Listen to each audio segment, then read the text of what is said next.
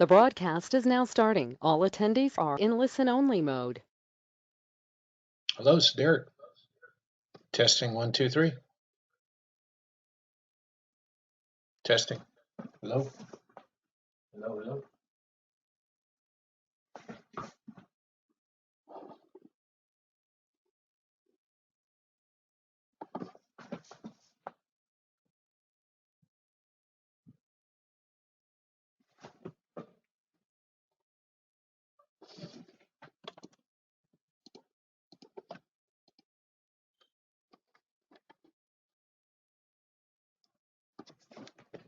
Okay, welcome everybody to today's session on Microsoft Management Reporter.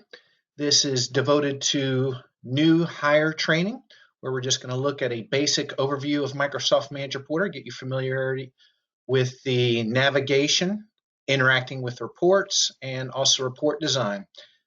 My name is Derek Krebs. I'm a senior consultant with the MSX Group, and I'll just take a second just to introduce myself briefly, followed by Manager Reporter, some overall high-level key points of its navigation and row, column, or tree approach. I'm currently with the MSX Group, which stands for Microsoft X Employees, where if we turn the clock 25 years back, we all started at FX Software, where we helped develop, implement, and support the flagship products of FRX and Manager Reporter on the reporting side and Microsoft Forecaster on the budgeting side. And we worked internally at FRX and Microsoft close to 15 years. And then 10 years ago, we got spun off as the MSX Group.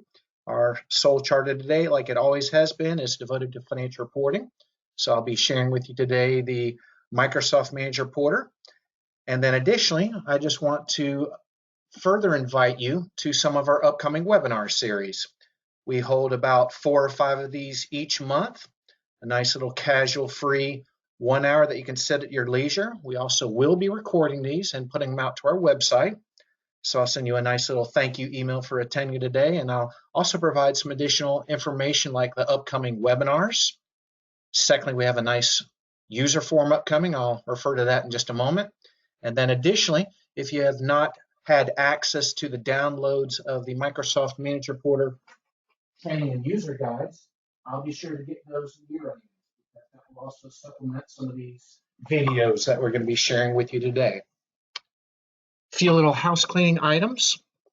On that GoToWebinar control panel there to the right, you do have an orange arrow that you can click to either expand or collapse that control panel, where you additionally have the ability to ask questions. So please do enter any along today's session. I'll do the last few minutes with a question and answer, and there might be instances, definitely I'll address those questions on this phone call, but there might be instances, if it's a very company-specific question, we can take it offline, but I encourage you to please ask questions through that question area.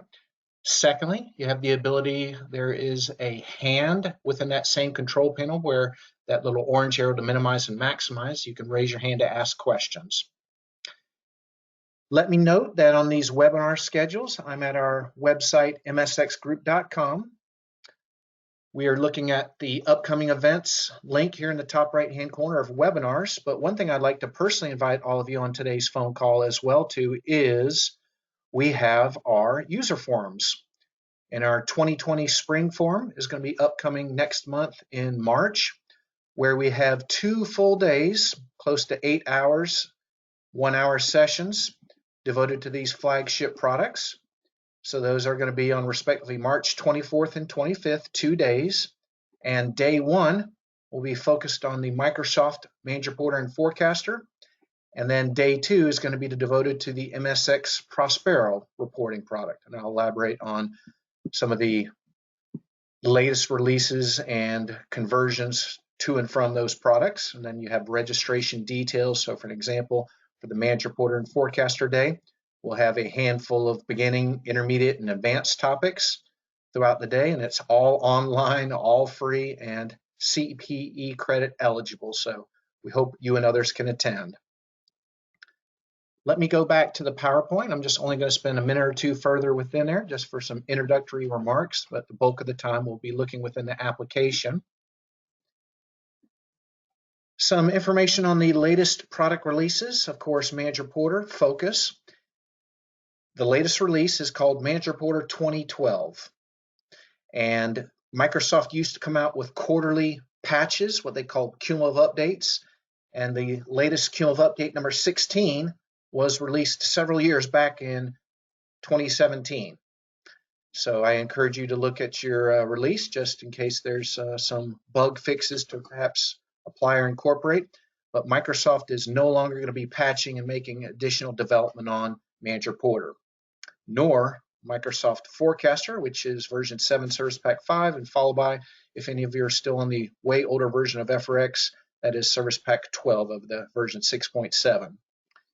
Even though Microsoft is no longer developing those FRX Forecaster and Manager Porter, nor doing mainstream support, our MSX team, as you saw that introductory slide, we of course are the founding development, implementer, and support staff of those tools, so we'll be still supporting those products for years to come. One little buzzword you might be hearing in the Microsoft Dynamics space is the version D365 for Dynamics 365. Comes in 2 flavors of Business Central and Finance and Ops. So they basically, Microsoft plugged and played the same Manager Porter product into that application. So what I'll be sharing with you today on Manager Porter, about 95% will be the same regarding what general ledger system you're using. It does not matter. 95% will be the same. If you're on D365, there might be a small percentage different of the viewer, the web viewer that is. So I'll refer to that a little bit further here momentarily. For Forecaster, that used to come with most of the Microsoft Dynamics license packages, so you can check your licenses. You may already be using it or could theoretically. And third and finally, since we're the original implementer developers of those flagship tools, as those products are being sunsetted, many have transitioned to the single product Prospero. So instead of double your work on the budgeting side, Forecaster, or FRX Manager Porter on the reporting side, it's now one cohesive product, Prospero, released approximately 8 years ago, that streamlines those processes, and there's nice report conversions and data migrations from Forecaster into Prospero. So I can get you in touch with some of our staff or many of our customers that have easily migrated to. All right, now I'm going to jump right into the application. That was sort of introductory house cleaning remarks. So let me start by describing, since this is a new hire session, I'm going to assume no prior product knowledge that you have of the application. And let me just check a few other quick items here on my control panel before I get further started here. Manager Porter is basically a reporting tool, report query tool from your general ledger database. So on our example, you could be multi-company in your ERP or general ledger, and we have various segments, like I'll call it location, secondly department, or maybe third account. So we can then grab that data, maybe actual budget or even statistics that you have in your GL, and query that data to produce nice presentation quality reports. So you can do all of the formatting, shading, graphics inside the tool. So if I ever hear you're taking out to Excel, further massaging it or distributing it, I cringe, because there's more efficient, electronic, secure, and automated ways to do so. So I'll further shed light on. Manager Porter does have a nice benefits to it. I just alluded to some, but there is, instead of manually collecting, regurgitating the data for some of your financial data, balance sheets, cash flows, income statements, a bunch of different flavors you can easily produce on that.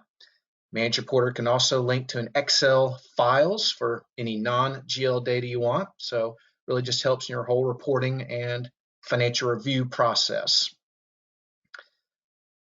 The design of Manager Porter, there's 3 simple building blocks. You'll have a row, secondly a column, and third a reporting tree.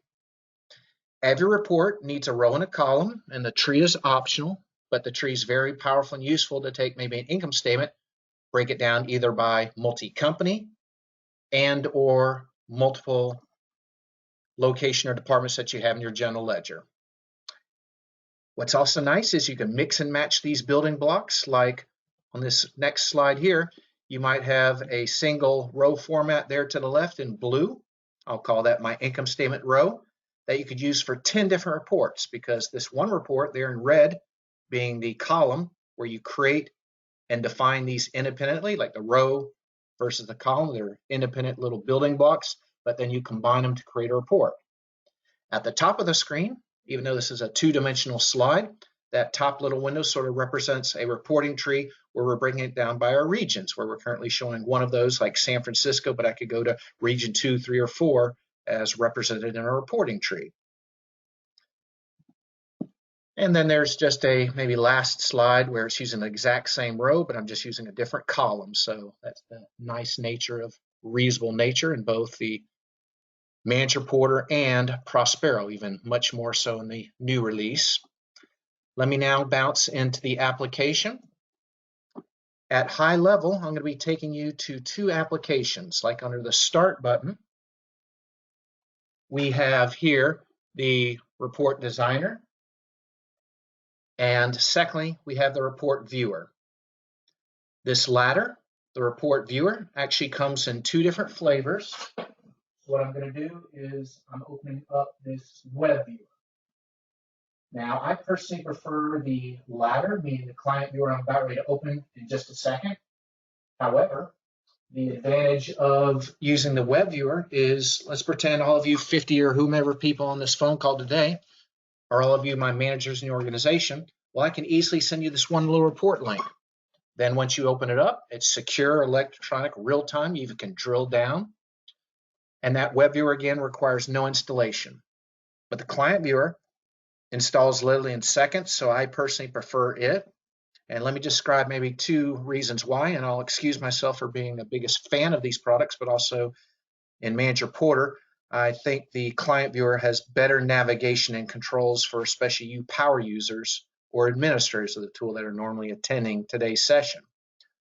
Well, one of those differences is in the web viewer, and I always tease myself for being lazy. Since this is using a reporting tree, I have to do a couple extra clicks, like here in the lower left, I'm looking at all of my tree units consolidated. In this case, it's departments that I have, and I'm looking at total departments there in the background, but I can easily hop over and look at administration's data. And then it refreshes and shows me this one department's data. And then here I'll apologize for Microsoft's demo data being a little sparse, not a lot of postings here. But there is what I'll call Department 2, and then the header accounting.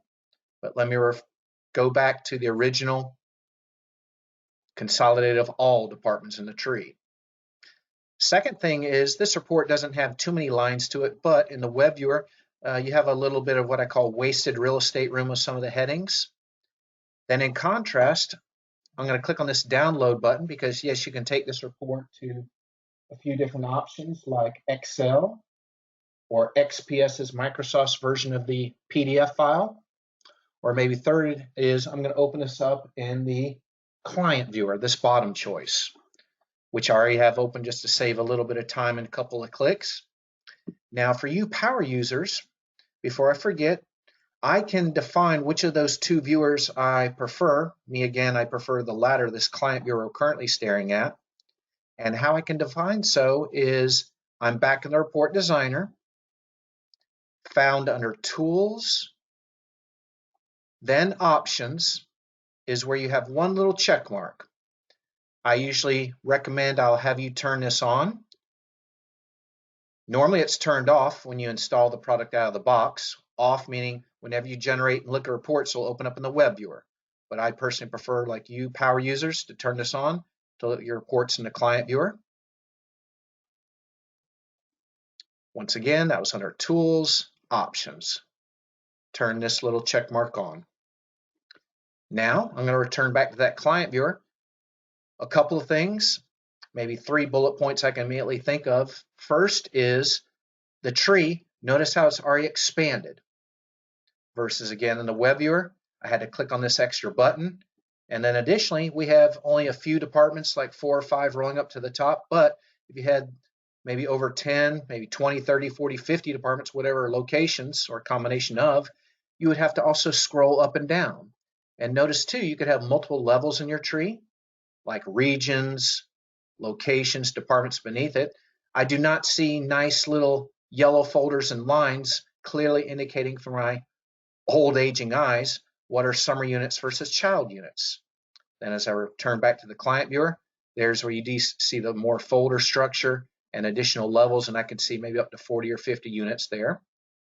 And lastly, as those are maybe 3 bullet points, another is here in the lower left, I'm going to click on the report data, and I usually normally see additional lines. I'd probably see about 30% more lines in the client viewer versus the web viewer, a few less due to the large font resolution in that little wasted real estate room at the top.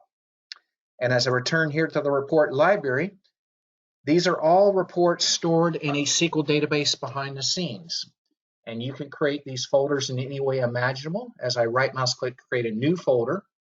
You also can insert some external files for supporting backup to your financial reports, like Excel or Word or PowerPoint files for maybe some supporting schedules to your financial data. So you have one-stop shopping for your management to look at your manager portal reports or other. And one note that I'll make is regarding security. To efficiently and securely get this into the hands of managers, you have really 2 means of doing so. You have what is called folder security and tree security. First of all, on folder level security, any one of these folders, I can right mouse click for the library permissions. Let's pretend one of these is my board of directors and maybe balance sheet and cash flow reports. So when I right mouse click, the following window displays. I click on the add button, and then it pulls up either individual users like Charlie or Noah, or then additionally, I can efficiently create groups inside the report designer application. Like here might be my sales group, or here might be my accounting power group, which I click OK. Normally the people in accounting, I would turn on all these check marks because I trust all of you in the finance department to be able to edit, create, and delete reports over time, but usually all managers outside of accountant would simply have view only. I can add additional users and or groups, and that's again what we call folder security. Hand in hand with that, one of the very first reports that I just opened up and I'll continue to review, I'm going to look at the row, column, or tree involved with this report. Let me even start with the tree being used, like here in the lower left in the web viewer of our various departments. I'm going to go back to the designer application. I am here in the lower left in one of my reports, like this one highlighted. And when I double click an item, the pane to the right will open up. And then here is where we have the nice reusable nature to rows, columns, and trees. I can click this icon to the right to open up the row. I'll review this shortly in just a moment. This icon, since I have a report already open, I'm going to go back to it. Then additionally, like I pointed out, the icons to the right to open up the row, column, or tree. We also have these on this toolbar. I could do so. Starting with the reporting tree, if you're multi-company, I'm going to refer to this worksheet view to the right, or to the left, what I call our graphical view that establishes our different roll-up groupings and hierarchy. One of the key fields in this worksheet view to the right is what company. And if you're multi-company, you would see a similar pick list to this, and you might have company A and B, and then it rolls up to maybe your consolidated unit of the tree at the very top. Followed by another fun field after the company is what dimensional filter you want. In this case, we or Microsoft have generically named our segments like segment 1, 2, and 3, but usually in your general ledger, segment 1 is our account segment, which normally would read that for a heading. Or I misquoted just then, sorry about that. I meant to say segment 2 is our account segment, like revenue, expense, balance sheet. Segment 1 is our department, and segment 3 is our project. In the general ledger, you oftentimes have account categories. You can tag items in the front end, your general ledger, like here's my cash or receivables account, so both Manager Porter and Prospero can grab and read from those. Now let me actually build this tree from scratch, just to show you for any new hires how easy it is to create these trees, and then secondly, you might find yourself having to maintain them. So I'm going to come here under the New button. I'm going to come to a new reporting tree definition, and I'm going to do 2 trees briefly.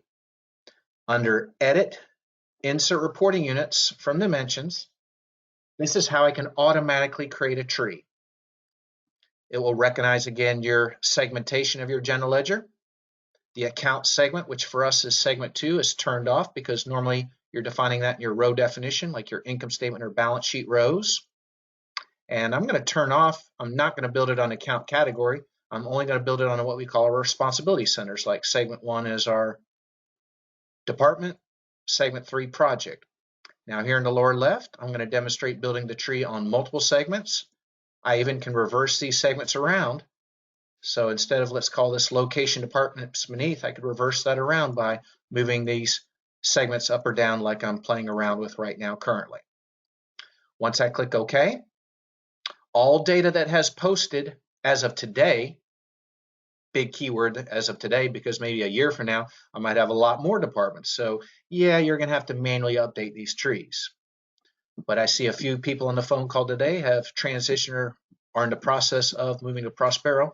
Nice thing in Prospero, we have automatic trees called the all tree, which automatically gets created and automatically gets maintained. As I'll maybe just mention a few little new features as well with that Prospero release.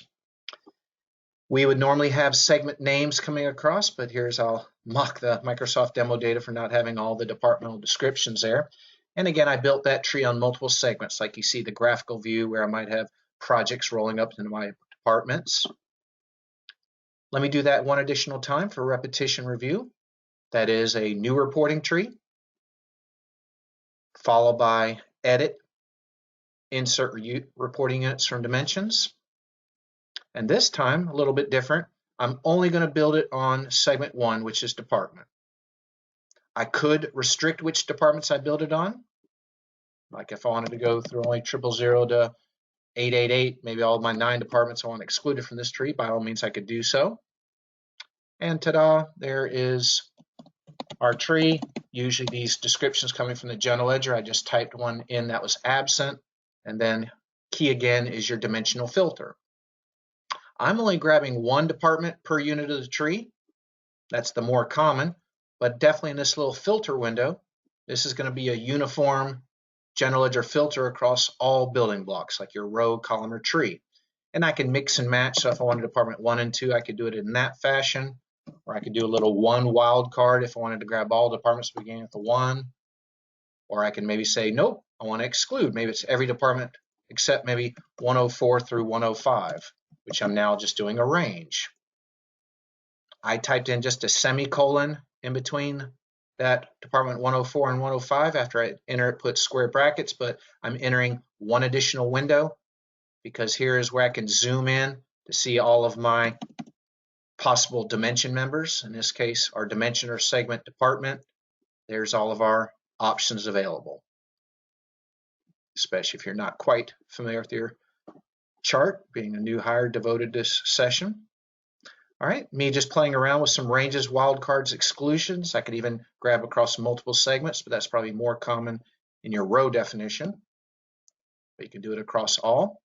And one of the last things I'll do in this new tree that might be common occurrence of maintaining your tree. Well, one is, unfortunately, Prospero does this automatically, but if I have a new department, I'm going to come up here and insert a unit. I just like Excel, right mouse clicked to do so. I'm just going to focus on a single company, but I could grab maybe a second or third or more in there. I'll just call this test, new department here. And how about I'll just type in, copy and paste or choose. I'll just say, hey, department 201. Now the next thing is, that was an example of a new department. How about your boss asks you to create a new summary unit for a new consolidated node of the tree? So in my example, I'm going to do 2 of those. How about these 2 departments, like 400 and 500?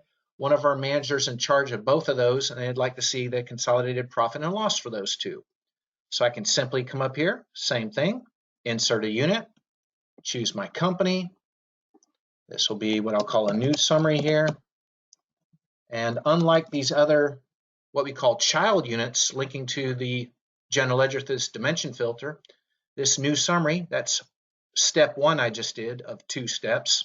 Step 1, in this worksheet view to the right, I inserted a unit. Now, step 2 in this process for a new summary unit in your tree is over here in the graphical view to the left.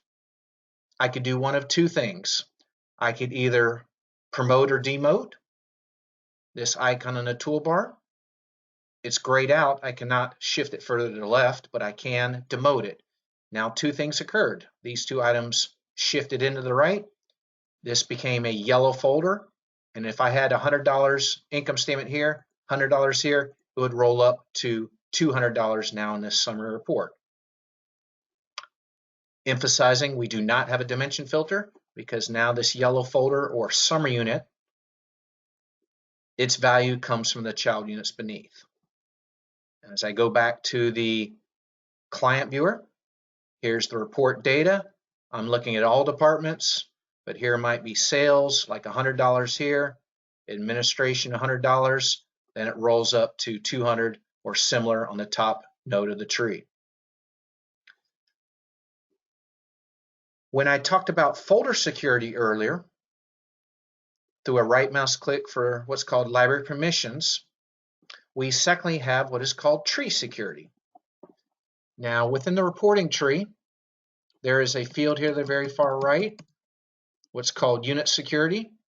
And then I'm going to do two examples. I'm going to double click, then choose users and groups. And then how about all of you on the phone call?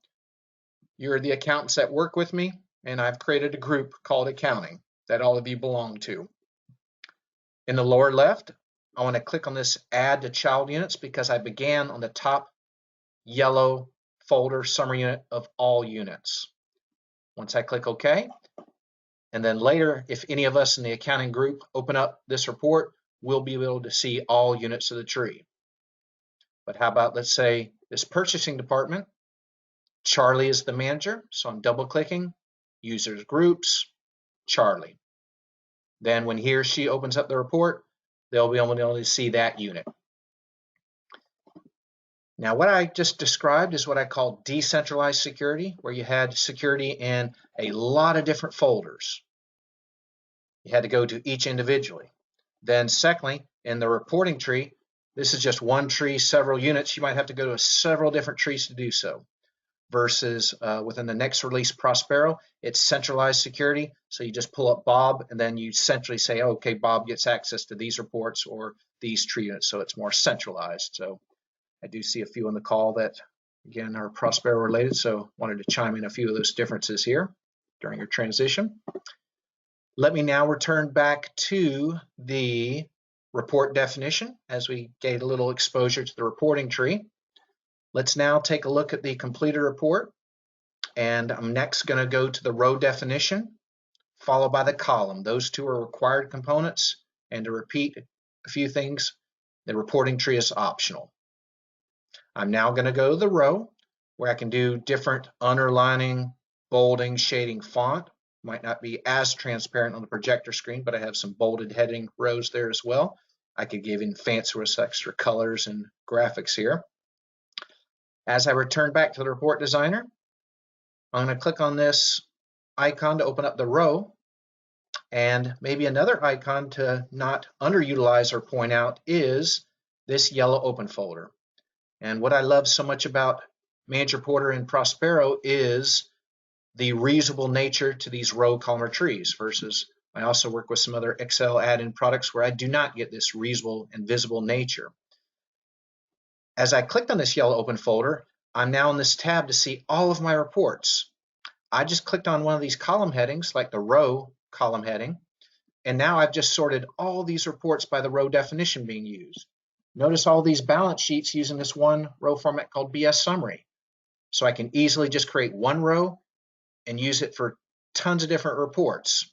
And then I have that visibility, which on other sort of Excel applications I do not. So I'm a big fan of the row columnar tree design here. Within the row definition, we have a few key fields, starting with row codes, which are primarily used if you have any formulas, like this is total sales, sum up these rows above. Followed by our descriptions, and last but not least, our dimensional data we want linked to. In this case, and in our demonstration company, Your row definition normally just links to your main or natural segment, which for us is this segment 2. But if I wanted to say, oh, I wanted to grab department 100 sales in this row, and then maybe on a row beneath it, department 200 sales, by all means, I can mix and match segments easily, as I've just maybe exampled here, along with maybe the wildcard and ranges reminder using these additional pop-up windows. If I'm doing a range like 100 to 150, I'll example a second time, or secondly, using some wildcarded ranges or a combination thereof. Let me show you, like I did the tree, how we can easily build this row format from scratch. So under New, Row Definition, followed by under Edit, Insert Rows from Dimensions.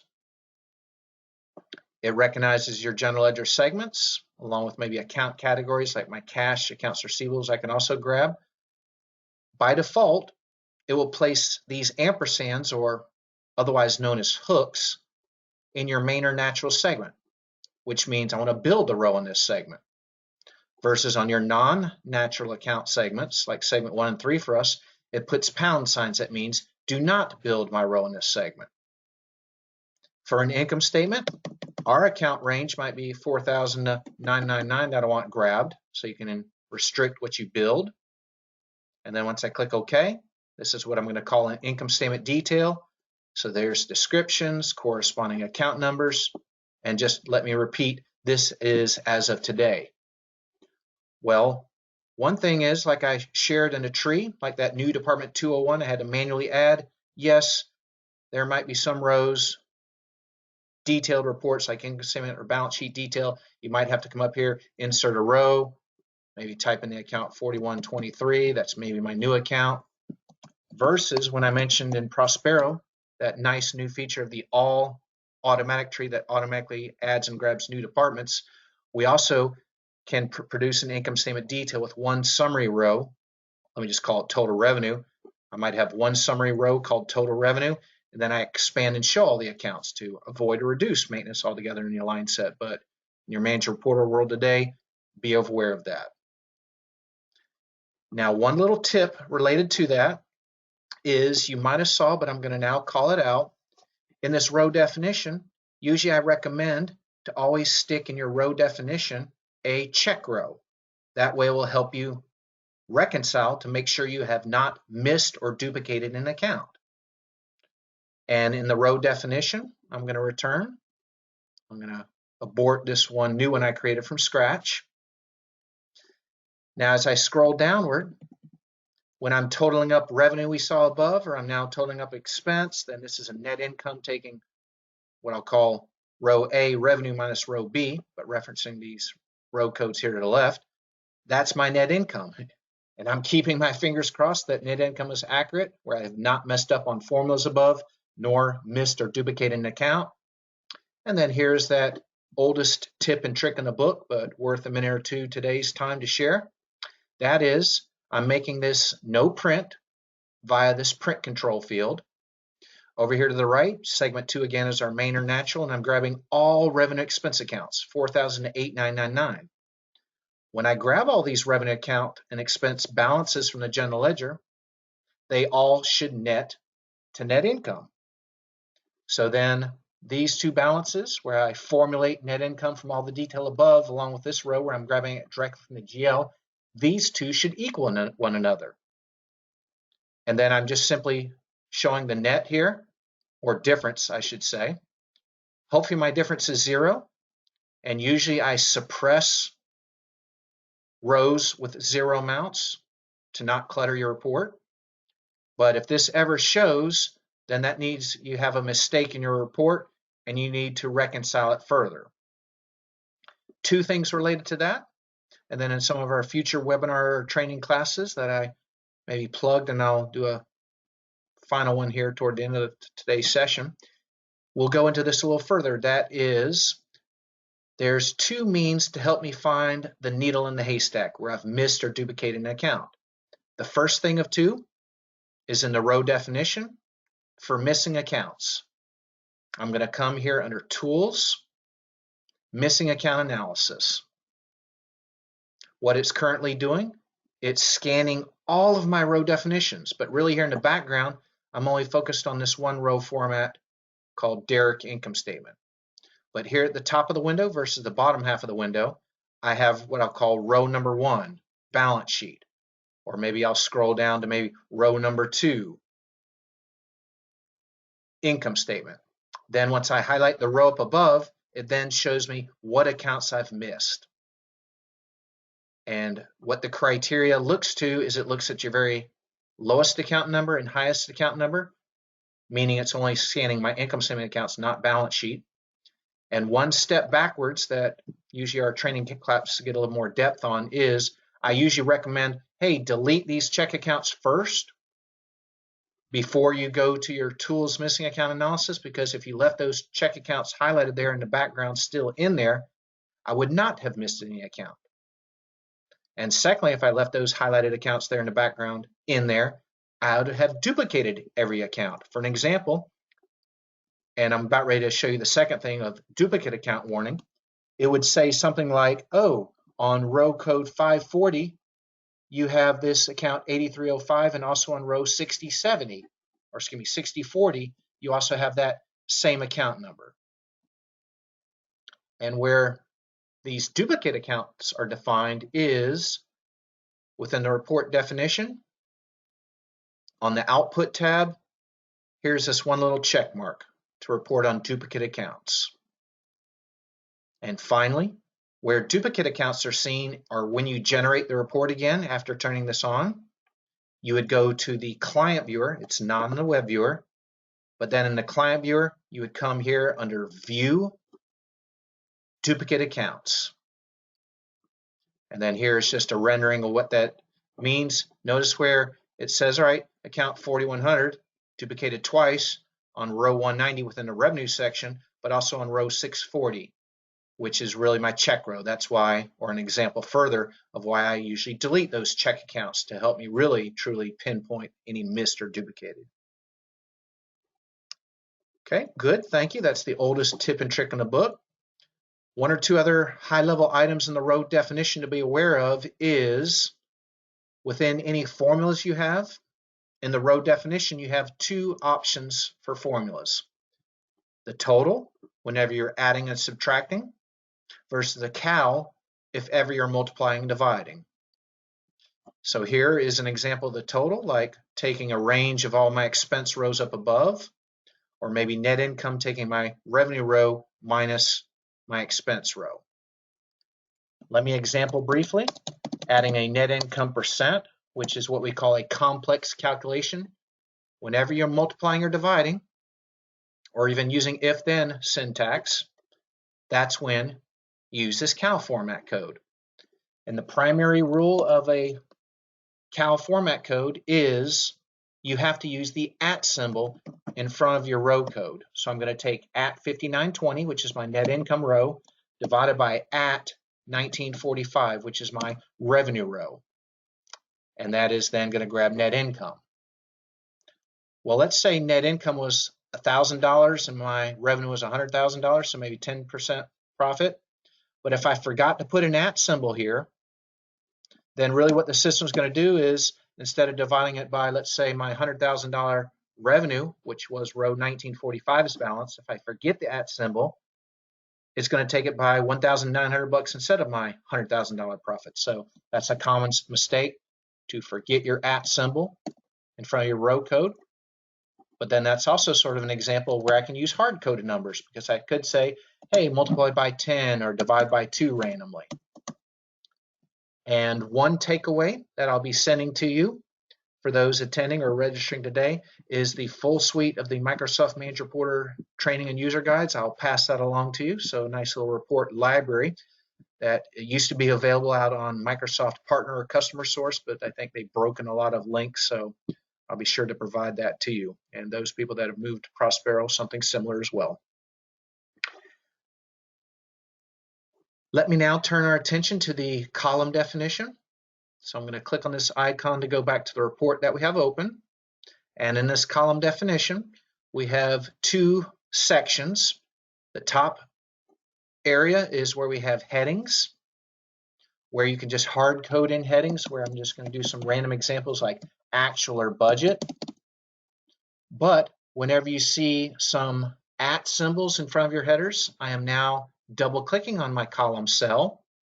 And this button to the right is what we call our automatic headers. Like if I wanted the long month name like January, I choose this. Or if I want the short name like Jan for January, I choose this second option. Or maybe the year might be good if you're doing a this year, last year comparison. And I usually call this a 90-10 rule. About 90% of my reports is only use 10% of the functionality. So today in some of our future little sessions, we'll just focus on that primary utilized items. I can also combine multiple codes. So if I want both the month name and year, by all means I can do so. And even I can stick in manual text, like month equals if I wanted to stick in front of that, and year, I can get all fancy. We have some defaults here like underlining or none dash box for your headings. You might spread this across multiple columns like D to F, because this might be the word actual spread across multiple columns, but on the row beneath it, it might have this year, last year variance or something, along with justification if I'm not spreading already. As I turn my attention down to the detail area, let me call out one of the most important fields you'll need and different column types. Like here are grabbing my row descriptions from the row format. As I bounce back to the report, here in the top right, I'm just closing this duplicate error. And then just to repeat, I was under View Duplicate Accounts. And first of all, in the Report Options tab, I had to turn it on. Just only seen in the client viewer, not web viewer. I was just describing this column to the very far left, being my row descriptions, but I can really put that anywhere in my report, in the middle, to the right, wherever. Now let me emphasize, when I ran this report, due to Microsoft's outdated little product and version and demo data, I ran this for the base period of 10 October for the year 2016 as my base period and year respectively. Because as I go further and back to the original report that I ran, here's what I just called out. That's going to drive what your additional columns grab. Because next month, all I have to do is change this to period 11, but even we have some automated fields here to the right that automatically update the report date by either computer date, like today being February, or maybe based on your general ledger closing periods. This field I'll just summarize as. Let me go back to the column definition, and let me compare these two columns. Especially I'm going to go further from the top down, beginning with financial dimension column, meaning grabbing data from your general ledger, going to be one of your more common column types, along with calc, like maybe a variance actual to budget, or maybe a percent of sales one. I briefly quoted Manager Reporter can grab data from an Excel spreadsheet. And then third and finally, let me do a quick sidestep and talk about an attribute column.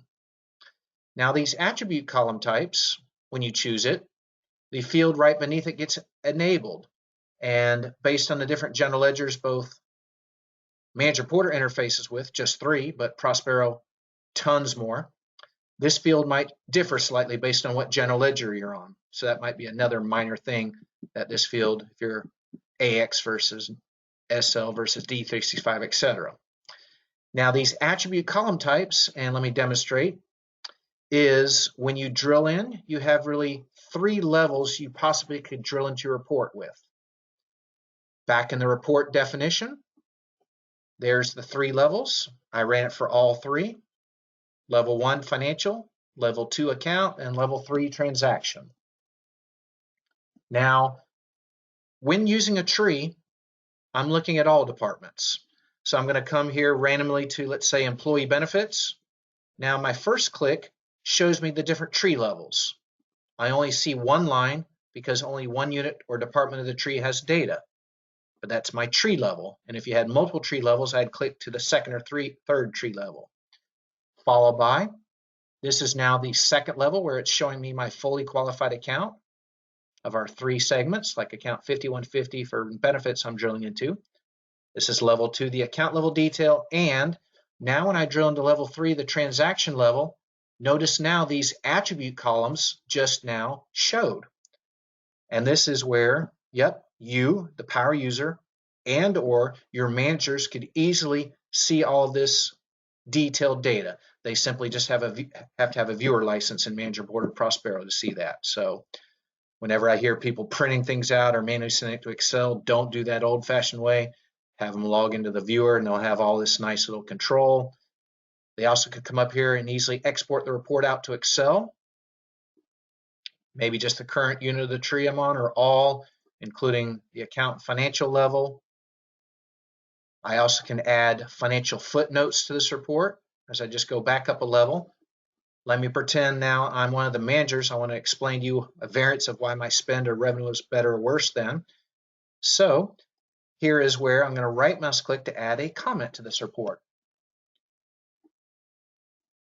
I'm not going to get too creative. I'm going to just say note for this account. And excuse me, it looks like I actually hit enter prematurely there.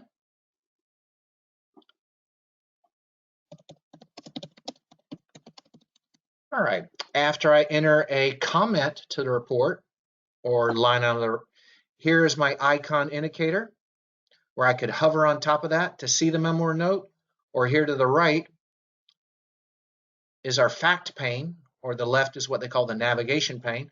Over here to the right is I can see what user, like Derek, the administrator, it would normally have my name here, and then they added the note. Maybe a second or third person can additionally add notes to this or other lines or other units of the tree. So nice little central spot for maybe explaining variances to the report. And even I can then maybe archive this and put it into one of my historical folders. Going back full circle to the report library I just clicked as I go back to the report date of this one version of the report I just ran. Okay, as I return back to the column definition, notice those attribute columns were only seen when I drilled into the transaction level of the report. So as I return, followed by what I was going to do is example A, this year versus last year, and additional buckets of data we can grab from the general ledger. Like this field here called actual. This field is going to differ slightly based on your different budget versions and names you have in your general ledger. But here's the ones we have in our demonstration database. If I'm doing a this year, last year comparison, like to the right, column G like George is looking at last year, I have a little wizard here. Like base minus 1 means 1 year ago, or base minus 2. Rarely do I do it, but the very last choice is where I hard code in my years. Don't do this because every year you would have to change this. That's why instead I'm just going to do the Control Z or Edit Undo. That's why I usually recommend using the space concept. However, notice how we've hard coded in these quarters, like I'm doing a period range, like 1 to 3 here, this bottom choice. I'm combining all those 3 months in one column, but let me do maybe 2 different examples to that same quarter to acquaint you further with this period field. One is I could generically define my quarter. Instead of quarter 1 only being period 1 to 3, I've generically named it, and this is what we call a rolling quarter. So if I ran this report for base period of 3, yeah, that'd yield period 1 to 3 data. But if I ran this for period 4 in the report date, if I ran this for period 4 as my base report date, then yeah, I'm going to grab period 2, 3, and 4 data that it sums up and brings in this one column. Sums up because these are monthly periodic balances versus year-to-date or beginning balances we can choose from this list. And maybe last little field or two in the column is a dimension filter, where I can come up here if I wanted to do department, which is segment 1. So how about here to the left, department 100? I'll change the heading to maybe further clarify that, or maybe department 200 to the right. By all means, I can use those filters. If you're multi-company, then you would use this field and point to one of your tree units and then units thereof. I'll just at least high level call that out. Time won't allow me to. Then additionally, some other little nice things are you can group your reports together. So here's an instance where I might have a monthly reporting package. After all my journal entries in for the month, I can come up here. Here is under the new button, I can easily create a new report group. I simply click on the add to add my different reports to this report group and have varying report groups, like one might for the board of directors, including balance sheet and cash flow, that maybe my manager report group differently. And then within one fell swoop, I can generate for all of those reports. But to save time, I'm going to click on this to pull up the last generated report. Now, even though I have the client viewer defined, Microsoft, in their wisdom or not, always opens up the report group in the web viewer. But here is green block 1 or report number 1. I have all the account and transaction level, maybe tree units here inside I can navigate to, or the back button. I'm leaving report number 1. Here might be report number 2, maybe my cash flow report. So there's some other useful features to help some of your distribution of these and running of the reports. All right, I'm now going to maybe start to wind down today's session. One thing I do want to return back to, as I was introducing our website that you probably saw to join today's webinar, I want to invite you personally again to our user forums. So you'll have maybe 2 full days that goes in depth further on these sessions. I would like to also invite you to email me if you have any additional follow-up questions. I'll leave this one slide up here for just a moment as I look to the question area to see if any had come in today's session. Otherwise, I'll be sending you a nice little email with maybe this PowerPoint, secondly, this webinar and forum schedule upcoming to maybe invite you and maybe coworkers to, and maybe third, also a link to some of the Manager Reporter training user guides. So I do not see any questions that came through the queue, but I'll stay on for an extra few moments. Otherwise, a big thank you again for joining us, and hope you'll see you at a future event or call or email anytime. Have a nice day.